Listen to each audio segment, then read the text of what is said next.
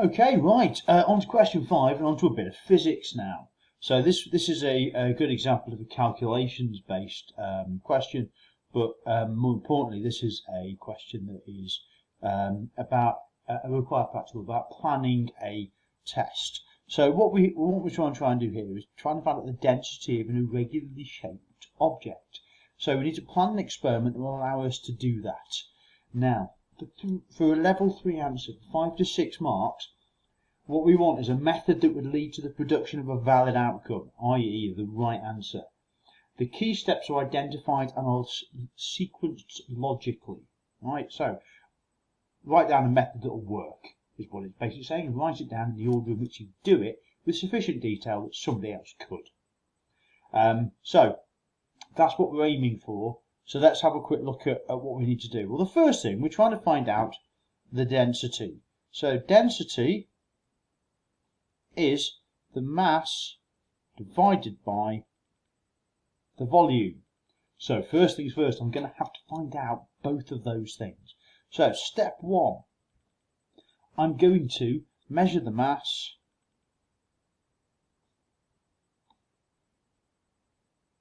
using a balance.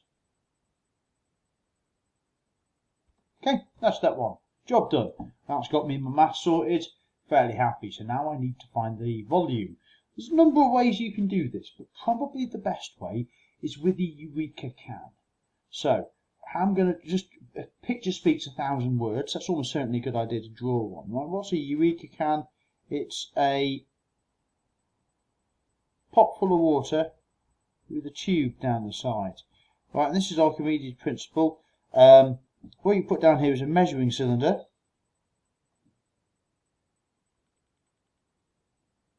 And you would fill the water up so it was exactly, tiny meniscus there, level with the little side arm, the spout of this Eureka can.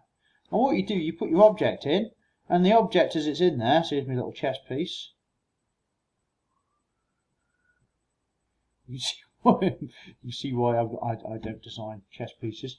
It looks like a duck rather than a knight. Anywho, what that would do is the volume of that will displace the volume of water out here, and then that can be measured there. So that's effectively what I'm going to do. So let's put that in order. I've got the first thing, I've got the mass there. So second thing is fill a Eureka can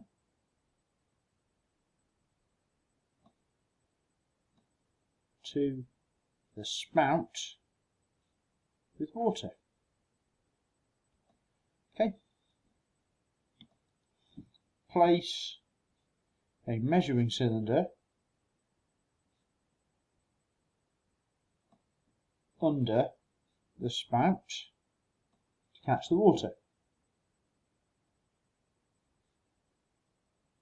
Now I've drawn a diagram there, but I think I do that in the exam as well, because it just means that it's an aid memoir for me, but also it means that a picture speaks 1,000 words. An examiner is going to have a very good idea what I'm thinking of in my plan, even though I don't write it perfectly.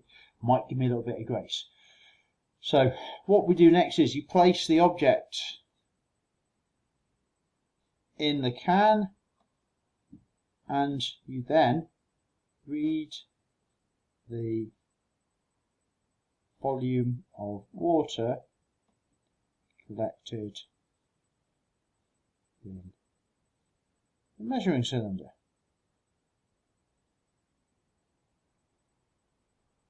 Okay, right, what have I got there? Now I've got the mass.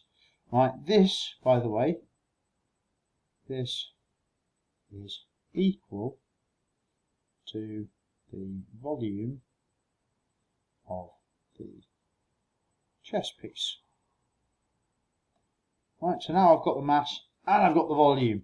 So that is the last step. So sticks, calculate density using mass over volume. Done. Okay, so that's a logical sequence. If I told you to do that and I gave you the apparatus, you could crack on with that without any problems at all. Right, that is that's a valid outcome. I'm going to get the right answer. I've got the key steps identified, and that's exactly the order in which you do it. So there we go. That one's done. Whoosh. Right, that's a 6-minute question. We're 5 minutes in, so I think we've done that one rather well. Okay, so next then, what we have to do is to plot a graph. So what I've got here is a graph paper, which you can probably get as a better image quality if it wasn't a rubbish print like this is, but there are no labels on the axes, which is not very helpful. So you should write the correct scale on the y-axis, then draw the bars for those. Now it's a 4-minute task, so we need to get cracking on this. So what do I know? I've got acrylic and I've got nylon. So nylon is 1,000, so that's going to be my starting point.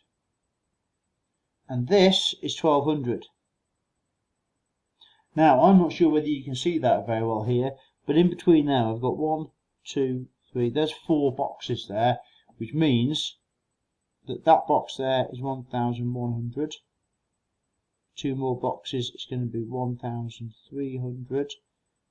1, 2, 4 more boxes, 1,400. And I could probably go down, but I'm not going to bother because it doesn't need to. But that's the scale we're going to be using. Okay?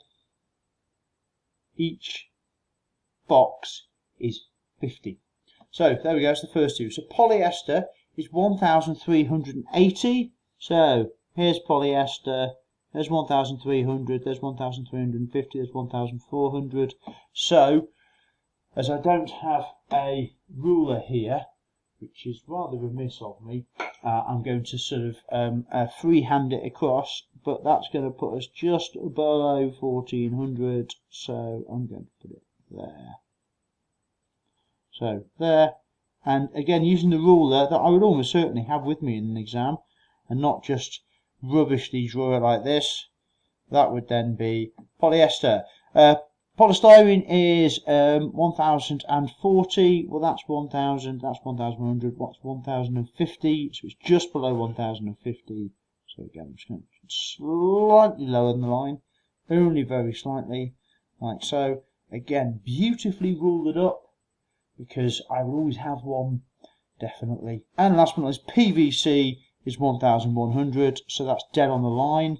Which I can do because there's actually a physical line there. Draw a line and then done. Okay. So scribble, scribble, scribble, scribble. Beautiful, marvelous. Right, what are the marks for this? So all the y-axis values are correct. Minimum 3. 1, 2, 3, 4. Yeah, done. I'll have that mark there. There's 2 marks for that, which is right, and all of these to the right height is worth 1 mark. It says plus or minus half a small square.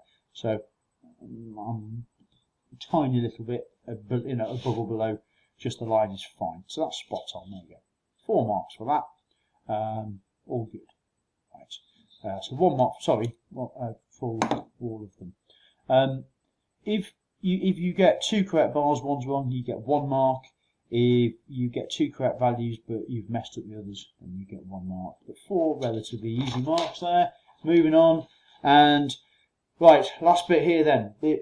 I've got, we're 8 minutes and 35 in, it's 12 mark question, so we've got time to burn on this. But, the last one is asking for the uncertainty in the results.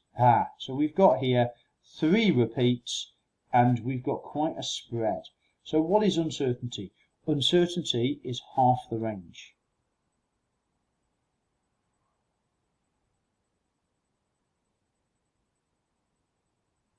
Okay, so what is the range? The range equals the max value minus the min value. Now normally I go down, but I'm going across because of the way these things laid out. So the maximum value is 1,120 minus the minimum value, which is 960. Now you do it in your head. You've got a calculator. Why not? So let's break out the calculator. 1120 minus 960, that gives us 160.